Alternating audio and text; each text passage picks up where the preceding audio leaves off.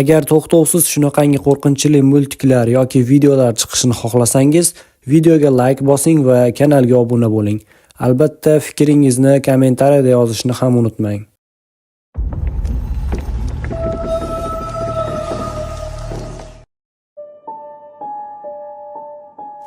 U bir kunda to'satdan g'oyib bo'ldi.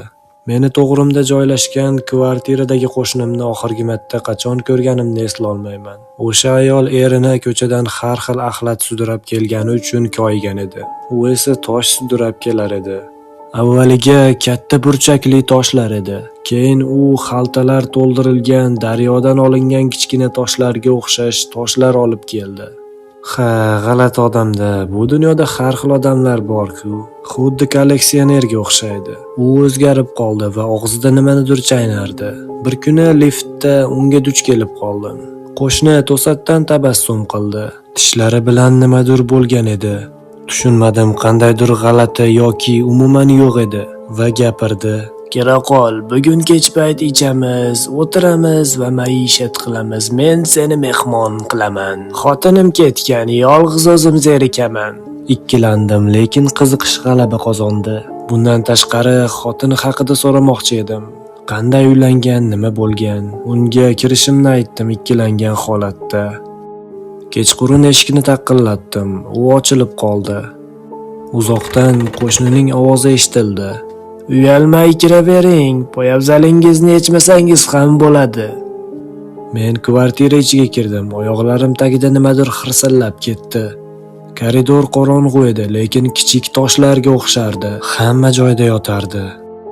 Qo'shnim esa oshxonada yalang'oyoq ana shu toshlarning ustida turardi. Toshlar hattoki uni bezovta qilmasdi. Qani kiring, o'tiring, dedi qo'shnim. Hozir tayyor bo'ladi. Men o'tirdim, biroz atrofga qaradim. Lampochka juda xira yonardi. Kuzgi quyosh esa xonani yoritishga kuchi yetmasdi. Qo'shnimiz sezilarli darajada o'zgarganini payqadim. Uni faqatgina tanasi semirib ketgan edi, qo'llari esa avvalgidek ozg'in. Janob, ayolingiz qayerda? Deb so'radim. Qo'shnini biroz kayfiyati tushdi.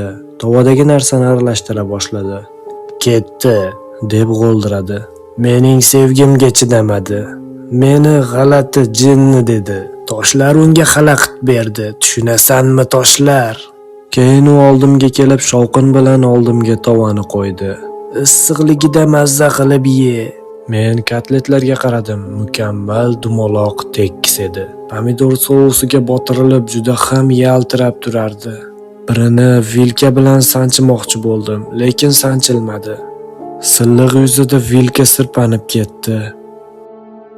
Qo'shni qoshini chimirib shunday dedi. Sen nima qilyapsan? Uni qo'ling bilan olib ye. Og'zimga sovuq, silliq pomidorga botirilgan toshni olib bordim. Tosh? Tishlaganimda deyarli tishim sinib ketdi. Nima, ustimdan kulyapsizmi? Toshni qo'limga tufladim. Bu haqiqatan ham tosh-ku. Qo'shni hayron bo'lib qaradi va to'satdan baland ohangda g'alati kulib yubordi. Boshini orqaga tashladi, singan tishlarini ko'rdim. Yana bir marta urinib ko'r, deb baqirdi. Mazali-ku, judayam mazali. U ko'ylagini ko'tarib qornini ko'rsatdi. Qorni g'ayritabiiy darajada ishigan edi. Toshlar bilan to'ldirilgan qopchadek edi. Bir hovuch toshni olib og'ziga solib chaynay boshladi. Shunday g'ijirladiki, go'yo shag'al maydalayotgandek. Og'zidan bo'laklar va tishlar to'kila boshladi. Yana sousli pomidor oqardi. U chaynab toshni yutardi. Dahshat va qo'rqinchli ovozda kular edi. Men sakrab turib stoldan uzoqlashdim. Orqam bilan qo'shni xona eshigiga urildim.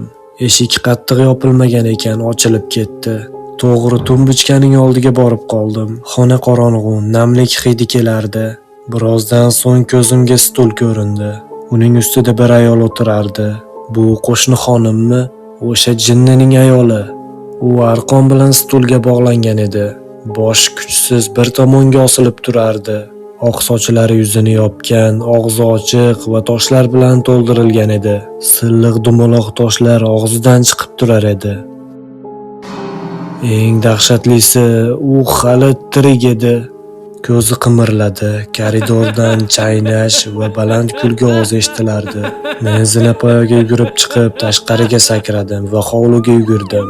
Tashqarida sovuq havoda qo'limda o'sha tuflagan tosh turardi. Keyin politsiyaga qo'ng'iroq qilib, ularni kutdim.